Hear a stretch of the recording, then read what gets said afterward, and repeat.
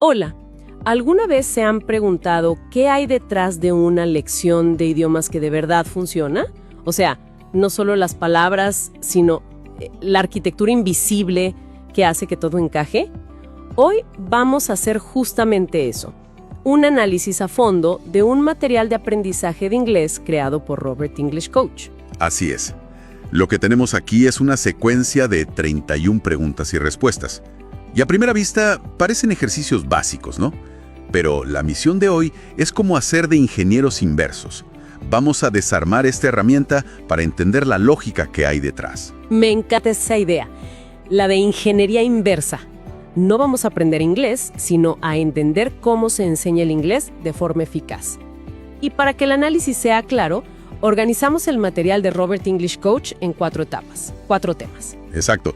El primero es la identificación de objetos, el clásico ¿qué es esto? Luego, el segundo es cuando empezamos a describir, a usar adjetivos. De ahí pasamos a identificar personas y sus roles, que es un paso crucial. Y cerramos con el cuarto tema, ubicar todo en el espacio, con preposiciones. Es como construir un mundo con el lenguaje. Es un mapa completo. Bueno, si estamos listos, empecemos por el principio, por la identificación básica. El primer bloque de preguntas abarca de la 1 a la 4 y luego da un salto a la 15. Siento que estas son las bases de todo. Empecemos con la número 1, que dice, "What's this? It's a smartphone." Y fíjate, ahí ya hay una decisión pedagógica clave. Se empieza con la pregunta más universal. ¿Qué? What's this? Es la contracción natural de what is this, o sea, ¿qué es esto? Y la respuesta, it's a smartphone, ya te ancla en el mundo real del estudiante. No es un lápiz, es un teléfono inteligente. Totalmente. Vocabulario útil desde el segundo 1. La segunda pregunta ya cambia un poco el enfoque. Dice, ¿is this a smartphone? Yes, it's a smartphone. Claro, aquí pasamos de una pregunta abierta, que era el qué, a una cerrada, una de sí o no. Es una pregunta de confirmación. Y la respuesta, yes, it's a smartphone, que es sí, es un teléfono inteligente, establece el patrón afirmativo más básico.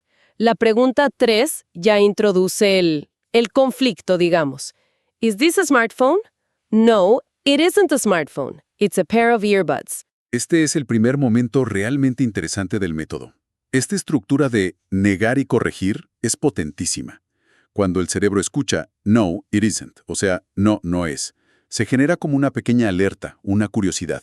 Y la corrección que sigue, it's a pair of earbuds, que significa es un par de audífonos, se queda grabada con más fuerza porque resuelve esa mini tensión. Entiendo, no es solo enseñar gramática, es enseñar a conversar. Y la pregunta 4 refuerza justo eso, ¿no? ¿Is this a smartwatch? No, it isn't a smartwatch. It's a remote. Exacto.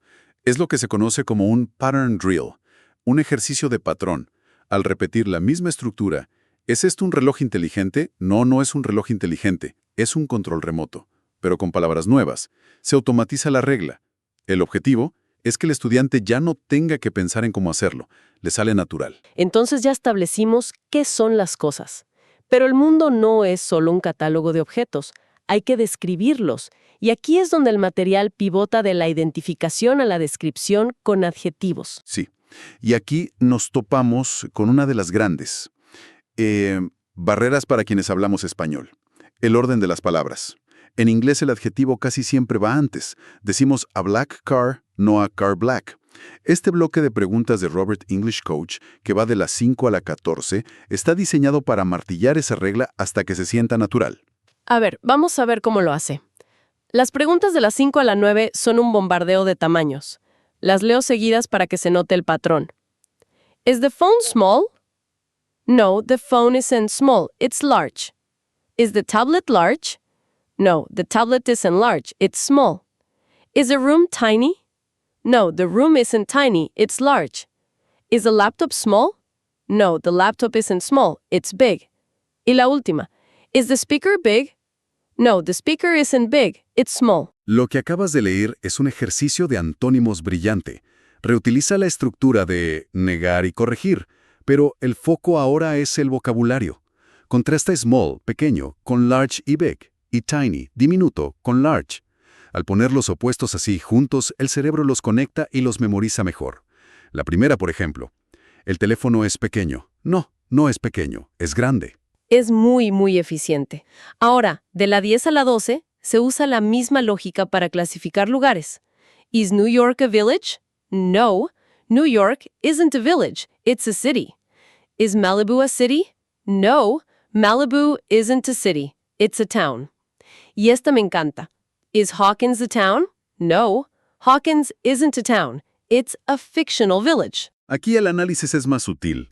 Te está enseñando la diferencia entre city, que es una gran ciudad, town, un pueblo más pequeño, y village, una aldea.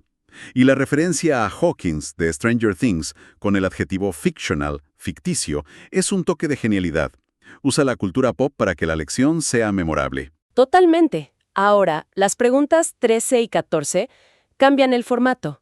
La 13 dice, ¿Is the laptop big or small? The laptop's, y para completarla, pues uno diría, por ejemplo, the laptop's big. Este es un paso evolutivo. Se introduce el or, que es o. Ya no es una pregunta de sí o no, ahora es una de elección. Tienes que procesar las opciones y elegir una. ¿La portátil es grande o pequeña? La portátil es grande. Esto empuja al estudiante a empezar a formular sus propias frases. Y la 14 es parecida, pero más general, ¿no?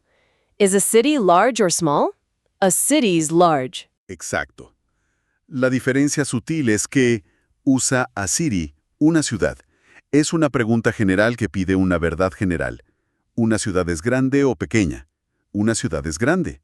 Se está enseñando a hablar de categorías, no solo de objetos específicos. Y para cerrar esta sección de descripción, la pregunta 26 introduce el color. What colors this phone case? This case is black, white, green, etc. Con esta pregunta, que es ¿de qué color es esta funda de teléfono?, se añade otra herramienta, preguntar con what color. Y la respuesta, ¿esta funda es negra, blanca, verde, etc.? Es abierta. Es interesante que color está escrito con OU, que es la forma británica.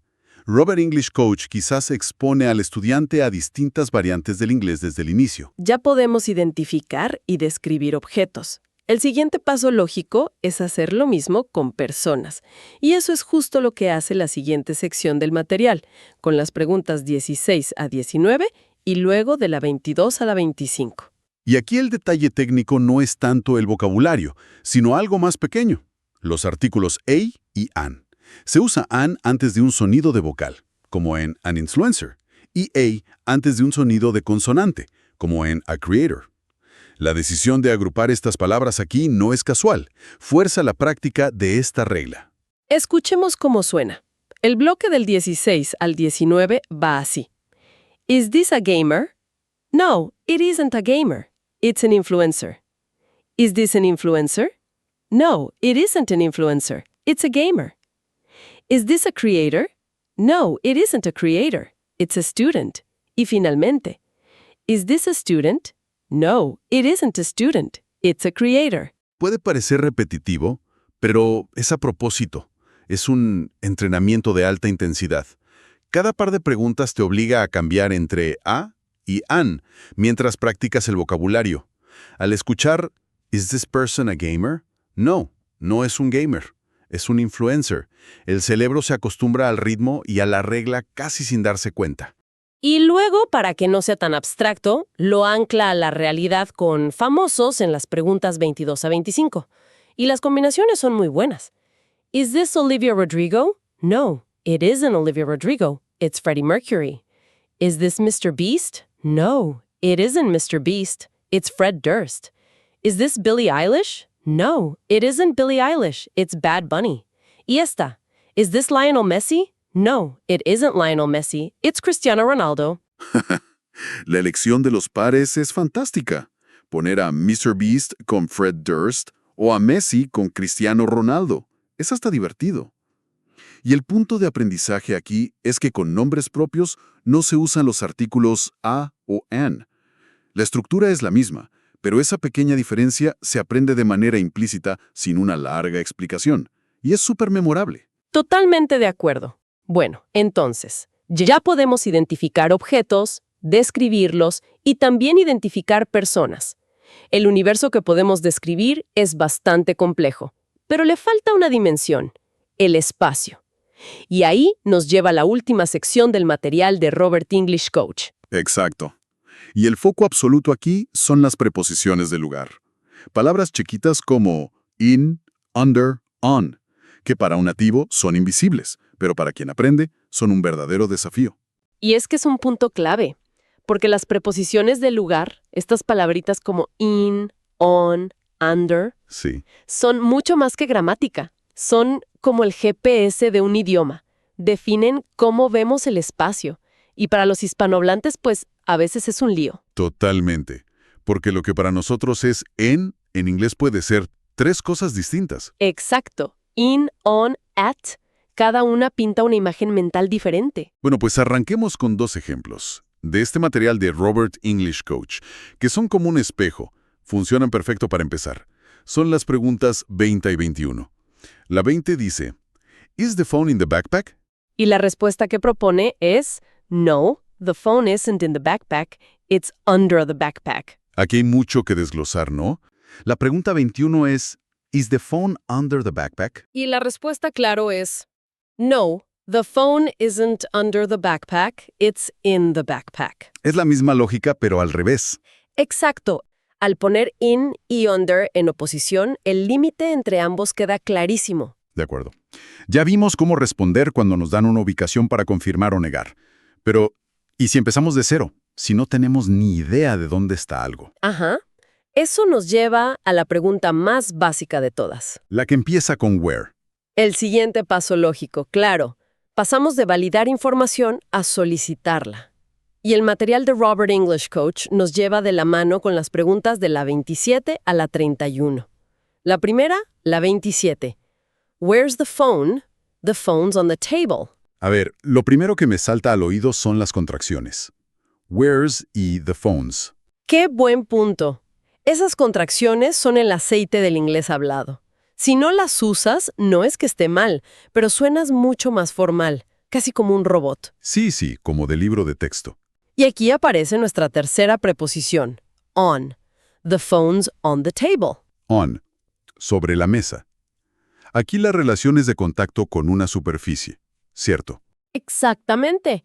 On es la preposición de las superficies. El objeto está tocando, descansando sobre algo.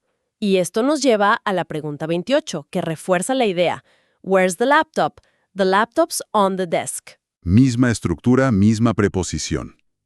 Luego el ejercicio 29 de Robert English Coach nos cambia el guión de nuevo. Where's the charger? The charger's under the desk. Y volvemos a una preposición conocida, under, reforzando lo que vimos al principio. Esta repetición espaciada es clave para que se nos quede. El cargador debajo del escritorio. Una situación bastante común, la verdad. Sin duda. Pero ahora llegamos a la pregunta que para mí abre todo un mundo para la preposición on. La número 30. Where's the poster? The poster's on the wall.